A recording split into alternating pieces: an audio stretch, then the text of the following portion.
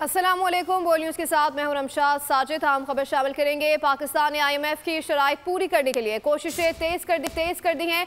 Pakistan IPPs के वाजिबात 3 से 4 साल के लिए मौखर कराने के लिए मुतारिक। वज़ीर आज़म के हालिया दौरे चीन में भी अदायगियाँ मौखर कराने पर बात हुई है। मज़ीद जान लेते हैं नुमाइंदा बोल न्यूज़ उमर हयात खान से।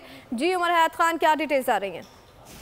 जी बिल्कुल, पाकिस्तान ने जो IMF की शराइत हैं वो पूरी करने के लिए कोशिशें तेज करनी है और पाकिस्तान जो है वो IPPs के वाजिबात 3 से 4 साल के लिए मौखर कराने के लिए मुतहरिक हो गया और वज़ीर आज़म के हालिया दौरे चीन में भी अदायगियाँ मौखर कराने पर बात हुई है और चीन ने अदायगियाँ मौखर कराने के लिए बातचीत शुरू करने पर इत्तेफाक किया है और पाकिस्तान ने चीन की IPPs के टैरिफ पर नजरसानी का मामला भी उठाया है।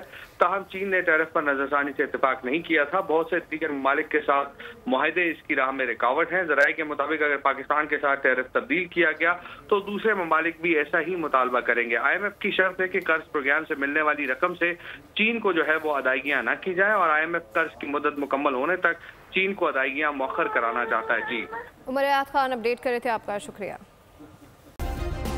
सब्सक्राइब करें और बेल दबाएं ताकि कोई खबर रह न जाए।